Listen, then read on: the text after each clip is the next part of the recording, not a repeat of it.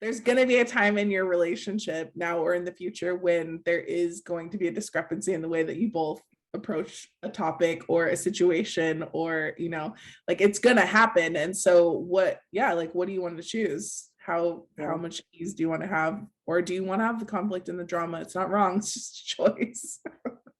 But that's a cool conversation. Oh, love that. So grateful for you guys.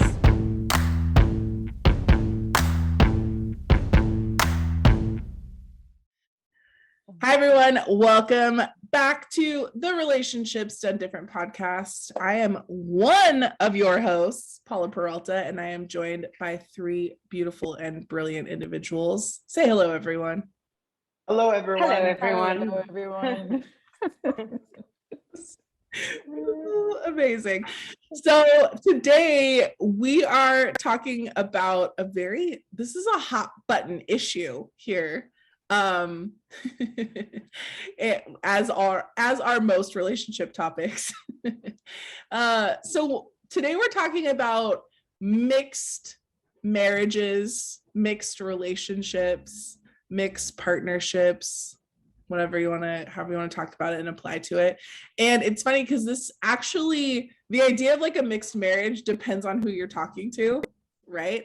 So we're going to kind of go through and address some of the differences that often exist in relationships and how do we navigate them.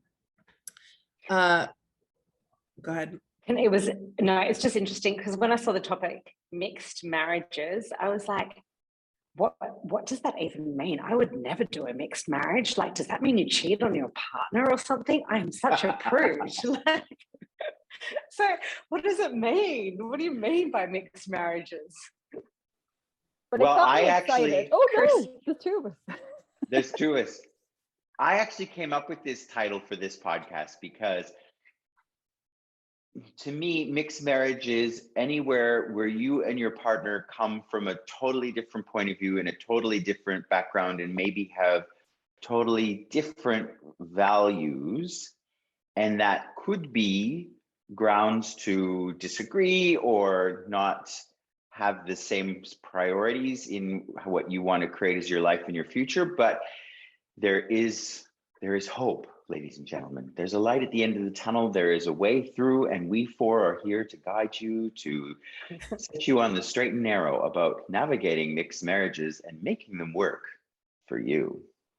So the reason why I came up with this title was my husband and I have a lot of differences in how we see the world and how we work and what we choose and value.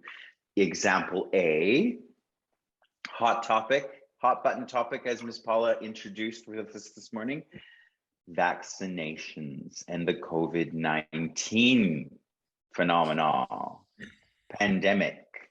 So I have more than a healthy dose of skepticism about this vaccination. And I'm not that inclined to do anything anybody tells me to do because I'm a bit of a stubborn bastard. So when a government comes along and says, you must do this, I go, no. And that's not my partner's point of view.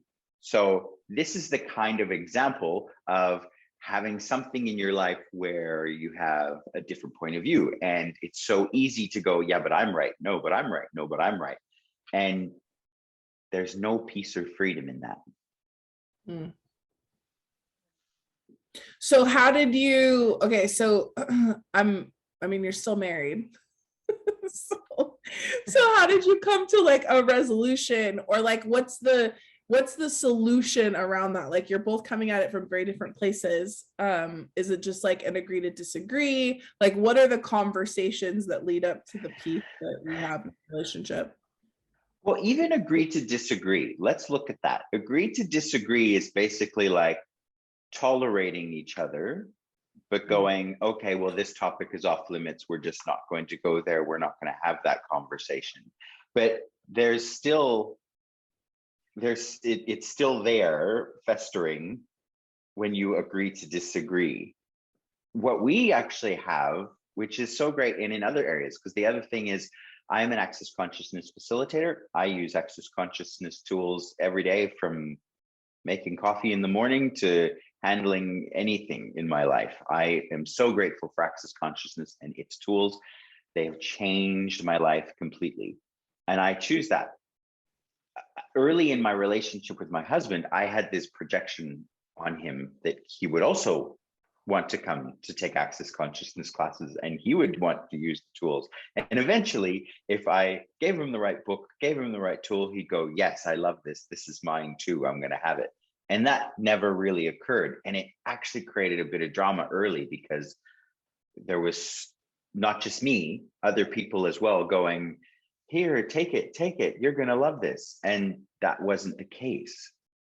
So it's not about agree to disagree for us in both those cases. It's going, I honor and respect that you have a different choice. And I don't try to make you wrong for it. I don't try to talk you around to my point of view. I don't, like, tolerance to me is I mean, if you get the energy of the word tolerance and how it, the energy of it and how it feels, to me, tolerance is kind of a yucky feeling. It's like, okay, that's okay that you're choosing that, but you're really not okay with it. You're just like, go ahead. Yeah. Well, there's such a condescension to it. Like, it's such a there's a superiority, and that never works in relationships long term. And so I think that's the thing is, I mean, what you're talking about is like getting to allowance, right? So, you know, we often, one of the tools that, you know, you mentioned with Access Consciousness is interesting point of view. And so it's like, that's the tool that you use so often when it's like, okay, we are clearly at odds here in terms of like what we would like to choose, you know, for our lives independently. And that does affect, like, if you've decided to go into a partnership with someone, or if you're choosing to like partner and create your life with someone, like, it can have an effect on that. So that thing of like, okay, interesting point of view, that I have that point of view, interesting point of view, they have that point of view. If neither of us are right and neither of us are wrong, like, how do we create together in a way that works? And it's not easy. But I think I love that you bring that up about the tolerating, because how often I obviously, as a woman, like, I see it happening a lot, like women do it with their husbands, like the eye roll and the like, oh, it's just like this silly little thing that he's into, and it's like this constant undermining. Whereas if you're willing to be like, yeah, they love it and it brings them joy, and I don't have to have an opinion about it one way or the other, like, if they're happy, I'm happy, kind of is the way that I often had to like learn to approach things in my relationships. And I know there's a big saying like, would you rather be right or be free? And some people are so stuck in their point of view, but really, what is that going to create? So sometimes I guess it's like, you just got to pick your battles, right? And know when to shut up. Whatever's going to create the greatest. Yeah. Totally. Because go ahead, Melanie. No, I was just going to say, the other thing it showed me too is how far conversations have come. Because to me, mixed marriages was race or religion.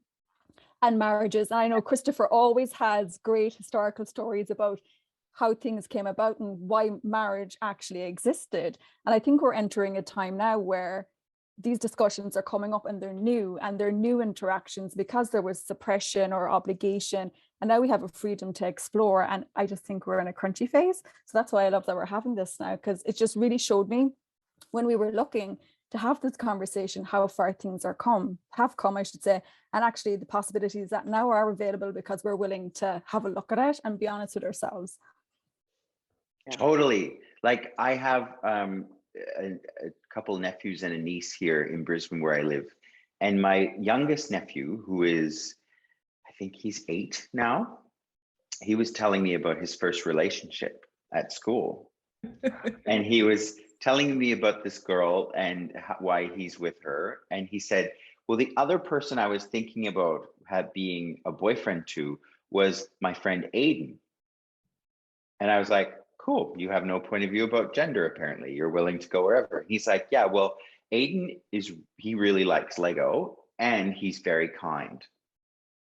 In his world, those were the qualities that made a great relationship. And there was no one in his world that has told him in his 8 years on this planet that you should only be considering girls as a relationship. So mixed marriage is kind of a funny thing, as you just brought up, Melanie. It's like, what is it now that it never used to be? You know, like today, probably the challenge that you would come to in terms of being accepted for a mixed marriage is maybe you were married a couple, maybe you were in a throuple, maybe you were marrying or dating a trans person, and that whole thing. But the reason why I brought up this topic is no matter the relationship that you're in, there are these places where we have to learn to navigate having different points of view, and the allowance piece that you brought up, Paula. Yeah. Well, and we often talk about the 5 elements of intimacy and, you know, access consciousness. And if you'd like more information, go to accessconsciousness.com. There's like, you can literally find every topic, including relationships. But that's the thing, is we talk about the 5 elements of intimacy, which is like honor, trust, gratitude, allowance, and vulnerability. And when you look at like conflict or dealing with conflict or differences, whether it's like, you know, background, lifestyle, opinions, you know, political beliefs, whatever that is, it's like always going back to those 5 elements of intimacy in your relationship. Like if you have gratitude for your partner, if you're willing to be vulnerable with your partner, you know, like, hey, thank you for, one of the things I love about you is that you are so willing to, you know, speak to what's true for you and not give yourself up. And this is really hard for me because I don't feel the same way that you do. Like right out of the gate, that like gratitude and the vulnerability and the honoring of like, hey, I want you to continue to like be you in the world, and I support that. And now here's where I'm coming into conflict. So it's like even sometimes that acknowledgement of the conflict, but that willingness to still have that vulnerability and not go right to the fight has been such a game changer for me in all of my relationships. And I've had a lot of like mixed relationships, whether it's like race, religion, cultures, you know, just like politics, not so much politics, but like but it's interesting where like where so often for much of my life, like especially as I was like dating younger, dating when I was younger, not dating younger men, which is probably another topic for another. Yes. but as I've matured, I've realized that like if you don't go to the fight and you actually go to the like, okay, I know that there's like resolution, there's ease, there's like space available here somewhere, like that, how do I get there? Like, what is that? How do I create towards that? Like that automatically flips the energy of the situation versus the like, you fucking idiot, like why won't you get vaccinated, or like why are you being such a sheep, like you're just going, you know, like that, like you talked about the vaccination thing, like if you go to it from the fight, which is what so many people do, like of course you're going to create conflict, versus going from that like those elements of intimacy and being like, okay, let's look at this. Yeah, I was even thinking like at the start of a relationship, you know how I think it's changed a lot, but you know, when you kind of cut yourself off when you're first dating someone and trying to align with their point of view, oh yeah, I so believe in like vaccinations when it doesn't feel right for you, just using that as an example. But then as you get further into the relationship, you're like, your true colors or your real opinions are coming out, and that causes such a rift, like almost, you know, when you start giving yourself up, or Dr. Dan here talks about in his book, you start cutting off the pieces and parts of you that person really liked at the start to try and align and agree with them. Yeah, it's just, that's what was coming up for me. It's interesting. One of my favorite analogies is a story from Gary Douglas about the tube of toothpaste, and how yes, he loves to squeeze from the bottom, and his wives used to love to squeeze from the middle. And at the start of the relationship, it wasn't a problem. But as time went on, those things gnaw away at you, and it becomes like this big, huge deal, and it gets completely blown out of proportion. So anytime I think of relationship, not just romantic ones, but with people, I always think of the tube of toothpaste story. It's like, someday it will annoy you. You know what I mean? And I think what Gary said was, if he was to solve the problem now of the tube of toothpaste, he'd have got 2 tubes. Do you know what I mean? So it's not like squeeze from the bottom or squeeze from the middle. Who's right? Okay, what different way can we be with this? 2 tubes of toothpaste. So, vaccinations, religion, all these big hot topics. And then I think of a tube of toothpaste, and buying 2 is actually a stroke of genius. So, you're not always going to see eye to eye, but like what possibilities are available you haven't considered? And if you really would like to create with the person, are you going to let it be such a big deal that it's going to absolutely destroy everything? You know what I mean? Yeah, well, and that gets back to the honor thing that Paula was talking about. Just not making them, trying to get them to see your way, honoring that they want to do it differently. I've got a great example of that too with my husband and I. We have a really different way with things being locked. And I come from a part of Canada where no one locked their doors, and that's just me. I'm like, let's have all the windows open and unlocked and all the curtains open. And Drew is a lot more, he likes things locked and closed, and he's a lot more private of a person than I do. It's different boundaries and barriers. One thing that often frustrates me is when I get home and I've got like bags and the door's locked and I've got to hunt for my keys and get the right key, and the key's always in the opposite pocket to the arm that has all this. Anyway, it's always a bit of a drama. So what Drew does is he knows how I like it. So when I get home, when he knows I'm coming home, he'll leave that door unlocked so that I can just push it open, and it's no fuss around for keys. And I know he's doing it for me, and it's a small thing, but it's honoring where I'm different and the way I actually like things. And instead of making me wrong for it, he's actually honoring something different. Like, it seems like such a little example, but every time he does it for me, it's like so sweet. Exactly. It is so sweet. And actually too, like even Melanie, hearing you and then talk about the 2 tubes of toothpaste, like I can hear in my head all the places where people would say like, that's ridiculous. Like, why would you buy 2 tubes of toothpaste when you could just go through one? Or like, that's so excessive. But it's like, I also then immediately realized that some people just love the conflict.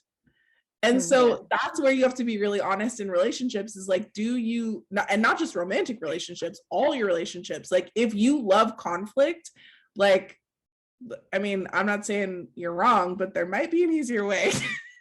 So is it that some people love the makeup sex after the conflict? it's true. That's true too. Well, the thing too is like, yes, do you actually like fighting with your partner? And B, the question that I often go to that really helps me here is, what am I not willing to receive from them? Like, quite often the most difficult thing in a relationship is receiving how much someone actually really adores you. Like, they don't have the judgments of your body that you do. They don't have the points of view about you that you do. And that can be difficult to receive, like that they actually just adore you. So you create these areas where you can have a fight or have a disagreement so that you can push them away or remain separate from them in some way. It's all about annihilating that intimacy that's possible. And what I'll often go to is, okay, what am I not willing to receive here? And that will start to unravel that desire for separation. Love that. That's awesome. So, mixed marriages. I think it's the new future. It is. Yeah. Well, and like when you start to look at just the diversity of the world and how quickly the world's changing, like some people take time to, catch up to whatever's changing, or to the, social issues, or the, just lifestyle things that come up. So like there's gonna be a time in your relationship now or in the future when there is going to be a discrepancy in the way that you both approach a topic or a situation, or like it's gonna happen. And so what do you want to choose? How much ease do you want to have, or do you want to have the conflict and the drama? It's not wrong, it's just a choice. But that's a cool conversation. Oh, love that. So grateful for you guys. Well, I think, folks, that's all we've got for this week on mixed marriages. But join us next time on the Relationship Done Different podcast, where we will be discussing riveting topics such as business with your honey. That's right. We're going to explore creating a business with your partner. Bring on the money, honey. Speaking of Mhm. conflict. Speaking of conflict and being right. Part two. All right. Bye, everyone. Bye. Bye.